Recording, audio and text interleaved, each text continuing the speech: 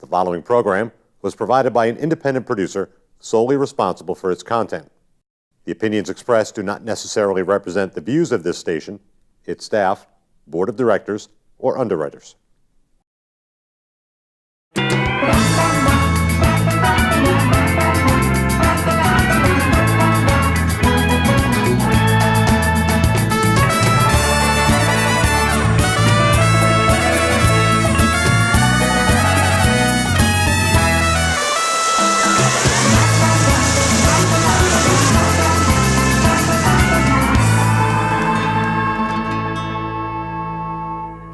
Hey everybody, welcome back to the Happiness Jungle TV show, CamiBaker.com. Happy to be happy in the Happiness Jungle today. We're fabulous, fierce, on fire too, because we have Bobbi Carlton. Bobbi is a phenomenon in the Boston area with her massive group and getting women on stages and being so inspired and innovative. Bobbi, introduce yourself to everyone and tell them a little bit about you. What do you want us to know about you? All right, so I'm a multi-talented, multi-companied person. Where other people are serial entrepreneurs, I'm a parallel entrepreneur. So I have 3 companies: Carlton PR Marketing, Innovation Nights, and Innovation Women. Interesting. So serial would be one after the other, but parallel are all at the same time. Yeah, they couldn't stop me. I love that. I love that. And I don't always have my book on the show, but I wanted to give you a autographed copy. Woo. So I'll just hand it to you right. It's kind of like when you give the check over for Publishers Clearinghouse. It's not quite as important, but it's a lot of fun. It's a lot of fun. Nicely done. Thank you. Thank you. Glam shot, too. Isn't it? Very So nice. Bobbi and I met out in the networking world, although I don't call it networking. Networking It's is just being personable. well, you know, you could call it connecting too, but since people use the word network and that seems to really upset people, I just say, you know what, networking sucks. Networking doesn't really work, it's random activity. Netwebbing leverages time through planned strategy. Nice. And helpful hints. Helpful.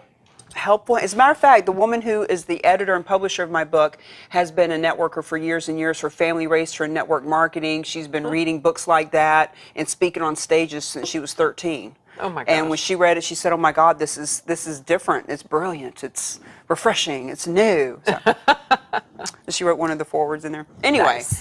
So how in the world did you get started with all of these companies and helping women get on stages? And what was it you just said? The male pale stick. Get rid of the male pale stale speakers that are out there.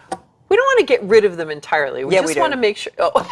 No, we don't. We just want to make sure we can share the stage. We are combating the all male, all pale, all stale panels. Love it. So you want more diversity and inclusion on stage at conferences and events, and obviously women want the visibility that comes from speaking engagements. Let me ask you, I have heard that one of the reasons that women aren't more prevalent on stages is because women aren't good at sales. That men are better at sales, and that's why the people that run events want the men on the stages because they're better. Wow, so you look horrified. Yeah, I'm horrified. Well, number one, nobody actually at a lot of the technical conferences, like you actually get dinged for selling from the stage. Nobody wants to hear your sales pitch. They want to hear what you know and what they can learn from you. So sales, maybe it's speaking, an old paradigm. Yeah, I think that is. Or maybe it's a different type of speaking engagement. There are real reasons that there aren't as many women on stage as men. Tell. So, secrets. Number one, women do actually turn down speaking engagements more than men. They get the invitations and they're more likely to turn them down. Yeah, I know. Now see, I'm face. like, what? Yes. Yeah. All right. Real reasons. Number one, women are more likely to work for small companies and they're more likely to work part-time. Both of those are reasons why women are like, I just can't make it out of the office. You know, I'm only working 2 days a week, or I'm only working 3 days a week. Hard for me to get out of the office and leave the office behind for a speaking engagement. I personally am full-time with what I do. In case anybody's watching, just to let you know, unless it's really crappy, I won't turn it down. Go ahead. Okay.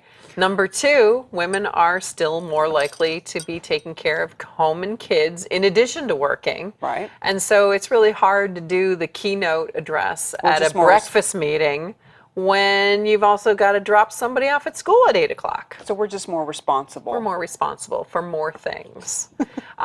There's also the perpetuation of speakers, which is what I call the fact that an event manager will go to another person's event and they'll go, oh, that person, yeah, they're pretty good. I'm going to invite them for my event. So you get on the circuit. So you just hear the same people over and over again at events and conferences. For a while in Boston, I swear there were only 5 female startup CEOs. Because you saw the same 5 over and over and over again. And they were all awesome, which is why they kept getting invited again and again to speak. But it was like, okay, there's more than 5 of them. Let's invite somebody else. So are you saying that based on the fact that women actually turn down speaking engagements, that the people who run events are just less likely to even invite them for fear that they'll turn them down or not show up? Or? No, I think it just contributes to fewer women on stage. So what can we do to fix that? Say yes to speaking. And become part of your group. That too. And have the right code to put in to become part of the group when I put it on Facebook that day. Yeah. So talk to us about your group, how you started it, what is your mission, all that fun stuff. All right. So I started Innovation Women because of one of my other companies. So I run an events group in Boston called Mass Innovation Nights. Monthly product launch party and networking event. Every month we help launch at least 10 new products. And we created a process for social media amplification where we drive about 2 or 3 million views a month. Wow. Using social media. So whenever I show up, the social media party has arrived. So I get a lot of invitations to events, and I would sit in the audience and watch the same, 5 guys up at the front of the room while, there happened to be 6 or 7 women sitting next to me who probably knew more about it in terms of any given topic. And I would talk to event managers. I'm like, a little more diversity on stage wouldn't hurt you none.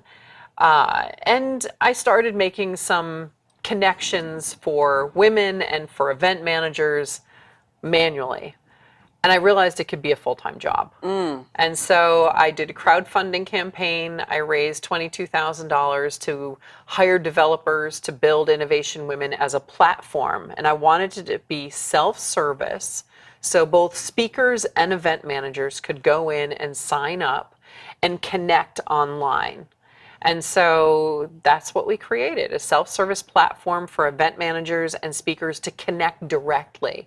So a traditional speakers bureau will get in the way a little bit. They're going to take a percentage of your speaking fee if you're a person who gets paid to speak.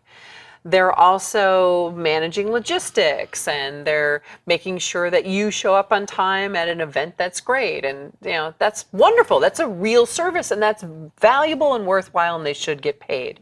But it leaves out people who speak primarily for visibility for themselves and their companies.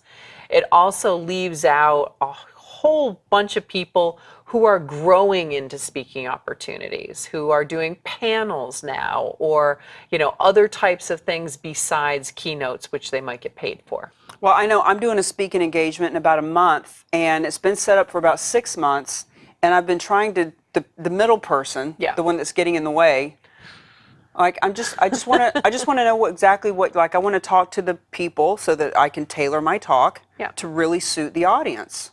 And I've hit a wall. All I want to do is have a 3-minute conversation with somebody, and ultimately now the engagement's coming up in about 30 days, and I'll just talk about what I always talk about. I wasn't able to tailor it because this person literally it was almost like a linebacker. Don't talk to my client. Yeah. You know, so it is. It can be really. So this is a great avenue for us as speakers. And I'm actually a member of your group, and I have not used it to my advantage. And I see the emails come, and there's so many opportunities. And I see, oh, you know, if you're speaking, we'll highlight you. And if you've got a book coming out, and if you're doing and I think to myself, should I be sending you an email? Yes, you should. All you have to do is hit reply on the newsletter and just type in, like, you know, I'm doing this. And we'll put it in. Yeah, that's it. That's simple. We have a weekly newsletter that goes out. Well, we have two of them, actually. Yeah. One goes out to the event managers and one goes out to the speakers. And the speakers get a huge long list of opportunities that they can apply for. And when they're on the platform and they have a profile on the platform, event managers can hit the invite button and just directly invite them. So when I send hit the reply and put all the places that I'm speaking, do the event planners actually see all of that too? So they are getting that newsletter with, you know, Cami's doing this and Cami's doing that, and look at Cami's new book. Holy crap, I've been missing out. Yes. I'm going to get on that this week. So I'm going to send you like 8 things. Awesome. So do I send my photo every time, or do you already have that We on already file? have it You already right have in it the on file? profile. Yep. That's awesome. Unless you want to send like a book picture or art, we do that too. Nice. So yeah, Nice. Anything to make it more interesting. And you know what? Speaking begets speaking. The more you speak and the more visible you are, the more speaking you will do. Well, and that's what I tell people when they say, well, I don't know how to get speaking engagements. Like, look, there's tons of... create your own meetup, get on the stage, somebody will be in the room, and they'll say, hey, can you speak for my group? And before you know it, it takes off. Now, having said that, we still are always wanting to up our game and get bigger stages and all that. So, but at least that's one way to do it. And when you do that speaking engagement with your group, have somebody pull out their phone and take video of you. That is like the #1 tool for event managers, to look at a video of a person and say, oh, they can put a sentence together, they're understandable, they're clear, they have some life to them. Right. Well, I'm actually having a speaker reel put together right now. Mike Connell is doing it for me.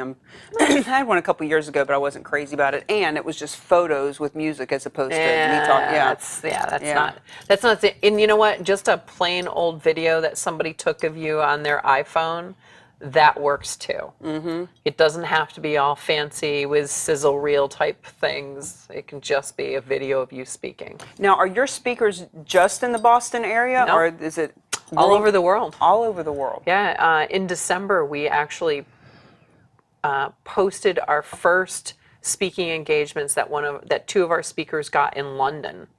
So we've actually placed speakers outside the country as well. I mean, obviously we're super strong in Boston because this is where we started.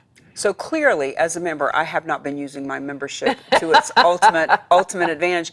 So the speaking engagements that come through there, are they free? Are they paid? A little bit of both? All of it? The reality of speaking engagements and speaking and getting paid is that 50% of all event managers have no budget for speakers. 42% only have budget for some speakers, and that could be I have speaker budget for keynotes, or maybe I have travel budget if somebody needs to travel to get to me and I want to help them out. And then 8%, that's it, of event managers pay all or most of their speakers. Wow. Yeah. So that's a reality. Like, people are like, oh, I'm going to be a speaker and I'm going to go get paid. I'm like, all right, let's start off with that reality and then look at how you get value out of speaking. Maybe you get paid to speak, or maybe you've got a table in the back and you're selling your books. Or maybe the event organizers are buying a book for every person and putting it on every chair or in the bag. So there are different ways to get paid to speak. I know some of the people that I've worked with, they think they're going to step into speaking at $5,000, $8,000, $10,000, $20,000 of speaking engagement. It's like, look, unless you've had a lion maul your arm off, or like if you've done something like really intense. You're an astronaut. Yeah, you're an astronaut. You know, you saved your child from the belly of the whale or something. Like, it ain't happening. Yeah, I call those interesting experience speakers. Yeah. You know, they've got some crazy thing that happened to them that they're able to speak about. So what about you? What kind of speaking engagements do you like to do? You know, it's funny, I do a lot of them specifically for innovation women. You know, it's like encouraging other women to step out and talk about their expertise or their experiences. I find a lot of people are like, oh, no, it's not me. I'm like, why not you? And it's not just keynote opportunities either. You know, it's a panel at a technical conference where you're sitting on stage talking about the thing that you do every day, and you're not by yourself. You're with other people. You're just having a conversation, and there happens to be an audience. That's not intimidating, and that's good for your career. Yeah, it is. I mean, what is it? 98% of people would rather die than public speak, but It is the number one fear. for me, it's been the best marketing tool ever. I would rather get on a stage every day if I could, because that is the best way to get business. Yeah. If you're wanting to do any kind of business, get on a stage and show people how you do it. You know, let them get a little taste of you, little appetizer, little bite of candy, little bite. Then they want more. Yeah. But I also do speaking around social media, and I do speaking about innovation nights because, you know, we've launched over 1,000 new products that have gotten more than $2 billion in funding. And so people want to hear that story. And that actually brings me to storytelling. People want to hear stories. They don't just want to hear you up there blabbing, you know, process and numbers and things like that. Tell them a story. Tell them your story. It's so inbred in us as human beings, because I know when I hear somebody say, you know, there was this time that, it's almost like you're like, what? What happened? It is. It's very interesting, and I know I have to too, because I did a speaking engagement a couple weeks ago, and I got recorded, and when I watched it, I thought, damn, now I'm getting into numbers and stuff. I need to get back to the story. The story is what's really important. And that's what people remember. It is. What is it they say? It's not what you say, it's how you make people feel that people remember. Yep, perfect. Awesome. So talk to me about how you became such a parallel entrepreneur. Like, have you always been an entrepreneur? No, I worked for large companies. I was the head of global PR for 2 large enterprise software companies. I worked for a number of agencies in the Boston market. I started my career in radio, and you know, the financial crisis came around in 2008, and the startup that I was working for ran out of money. And all of a sudden, you know, I've got a husband and 2 kids, and my husband stays home with the kids. So somebody's got to go earn a living. Yeah. That was me, and nobody was hiring. So all of a sudden, I'm like, all right, I'm an entrepreneur. I'm going to do that. It's like I tell people, you just got to own it. You got to own your space. Just tell people what you do and just do it. Yep. So I had consulting gigs, and I was thinking a lot about social media and how it could be used for marketing. And I was early to Twitter, kind of loved it, kind of still love it. And I thought to myself, you know, I could do something with this to help other people. And so I know that every entrepreneur, they never have enough money for marketing. And often they've got this product, and, you know, it's like, here's my product. I've got to get it to market. I've got no money. So what can I do? So I was also on the board of the Charles River Museum of Industry and Innovation in Waltham, and they used to do innovation days. And I'm like, I could do innovation nights. Their innovation days were all typewriters and printing presses and innovation of yesteryear. And I'm like, you know, one iPhone app, whole new audience. Wow. And the first event, we had about 200 people show up and generated a ton of visibility for 10 companies. And I'm like, awesome, that worked out really well. And everybody's like, see you next month. And next week is our 113th event. Very cool. Yep, so we just kept doing it. Very cool. I have a client that's getting ready to do an event for young entrepreneurs from Nice. from 6th grade to 12th grade. And get them started early. Right? I love seeing them on Shark Tank, you know, little 8-year-old. My family raises bees, so I'm making flavored honey. It's like, whoa, dude, that's so cool. So what kind of, where would I find more of these the younger entrepreneurs, do you think? Because it sounds like you know that you've got the end. Yeah, we do.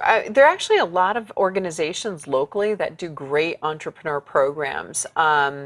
Nasina, which is the New England Chinese entrepreneurs, and Thai Boston, that's the Indus entrepreneurs. Both do great programs for young people. But I think nowadays you're finding a lot going on in the schools.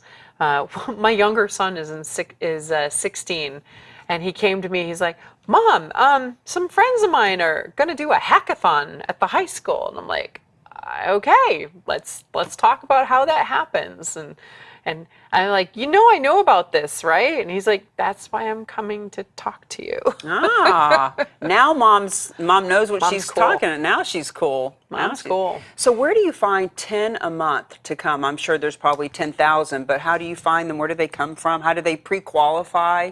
So everybody qualifies. There's a line, there's a queue, and we don't find them anymore. They find us for the most part. Every month we're creating this explosion in the social media stratosphere, and people take notice. And they're like, what is going on over there, and how do I get myself involved? So it's literally go to mass.innovation nights and submit your product, and you're in. It may take a little while because we've got, I think right now, about 50, 60 companies in the queue, but you need to sign up now to get, for your particular event. Sometimes we do theme events. So you need to fit into the particular theme. I haven't been hitting your events enough, but boy, do I need to. They sound really fascinating. And with all that social media, how many people do you think are going to see our TV show? Ooh, I don't know. So I have Bobbi C on Twitter, and I have Women Inno on Twitter, and I have Mass Inno on Twitter. So nice, you're everywhere. Yeah, about 40,000 people on Twitter. And I try to not just go for the numbers. They have separate identities. Like Mass Inno is very focused on the Boston region and Massachusetts entrepreneurs, although we have a good number that come down from New Hampshire. And then Women Inno is focused on obviously women and the other organizations that do gender balance programs. And then my own stuff is very focused on media and marketing and public relations and social media. So what are some of the coolest products that you've seen come through? It's like asking me which one of my kids is my favorite. Right. It's like, don't get jealous. It's incredible variety. I think one of my favorite ones is just because I get to tell people about it. So there was this underwater dog treadmill, and people are like, the dog is not underwater, the treadmill is. And it was a product that was designed for therapeutic use in veterinary's office. And so the water would support the dog as the dog walked on the treadmill and got exercise as they recovered from an injury. But we've had medical devices, we've had apps, we've had enterprise software, all kinds of consumer products. We used to do a foodie event where all the new products were food or food related. Nice. So, with 1,000 products, I love the ones that I can use. It's like, oh, I like that one. The first Mass Innovation Nights event, I actually went home to my husband. He's a musician. And I'm like, there was a product for you. And he's like, really? And I'm like, yeah, it's a product called Note Flight, and allows you, if you're arranging music, to share music with other members of your band. Okay, 9.5 years later, he still uses that product. Very cool. I love that. There are products that we use. So Gaggle Amp is a product that we use to help our social media amplification program. We have a gaggle of people that have signed up who have said, I will share my network with Mass Innovation Nights. I am here to support local entrepreneurs, and you send me content and you send me tweets, and I will retweet them. So we use their platform to manage that amplification. I'm going to have to go back and rewatch this show myself just to find out all these different Cool apps. tools. Yeah, right? So what are some of the themes that you have coming up? Well, let's see. Next week we're in Natick, and I'm like 3 or 4 ahead right now. So I'm like, what is next week? Well, this show won't be aired yeah. for 2 more months. So we have a robotics and artificial intelligence one coming up. Robotics is really popular right now. There's a lot going on in robotics locally. We have our October Women Founders event, and that will be all biotech and healthcare oriented. We do the Women Founders one every year, and so that's part of We Boss Week in Boston, which is Women Entrepreneurs of Boston. And let's see, what else is there? The foodie events, we haven't found a sponsor for this one yet. So we did those for a number of years. Yeah, we're always looking for somebody that wants to sponsor one of the foodie events. Super popular, hard to get sponsored. And yeah, those are a few. Do you have a code for us today about becoming a speaker on your... Did we give you a personal code? No. That's what we should do. Okay. There you go. We're going to have the Cami code. The Cami code. All right. I love it. So we use your name. C-A-M-I. Yes, C-A-M-I. It won't work right now because she's got to go back and set it up. Oh, yeah, I can do that super fast. Okay. All right. Cami, Yep. C-A-M-I, Yep. all caps. All caps. Shout it out. Damn right. And that gets you 25% off your Innovation Women profile. Which is already, even at the full price, ridiculously, stupidly cheap. We just want to make sure that people are committed, they're going to keep their profiles up, and they're going to respond to event managers. So we don't want just anybody throwing their profile on there. We want people who are committed to speaking. Mass Innovation Nights we've been running for 9.5 years as a free event. And I know that, it's not valued really the way it should be. So I wanted to make sure that Innovation Women was valued. So in the last couple of minutes, what is a good book you've read? What is something that inspired... I haven't read it yet. You haven't. But something that inspires you, like what is that one thing that you would say to our viewers? Because you know all about the speaking realm, all these new upstarts, like, inspire me. Inspire you. Oh, it's funny. I just finished a book that inspired me to action because it made me so angry. Oh, so, Brotopia. Brotopia. I've seen the name. Yeah, Emily Chang. And I met her at South by Southwest. And I read half the book, like, on the plane on the way back. And I had to put it down. I'm like, ugh, so angry. So I picked it up and I finished it after a couple more attempts. And it was like one of these books, like, you have to read it. And I was like, I can't read it. I'm getting so angry. So it inspired me to like push forward on Innovation Women and to get other women out there because we've got to change this environment. And so much is happening right now that's really good, but we all need to keep working. So I'm going to guess that Brotopia has to do with that it's male dominated. And in Silicon Valley. In Silicon Valley. Kind of the realities. Got it. Well, Bobbi Carlton, it has been so much fun having you on the show. And we're going to sign off now. So the Happiness Jungle, we are happy in the jungle. Are you? Come back and see us on the next show. Thank you for coming. Thank you so much.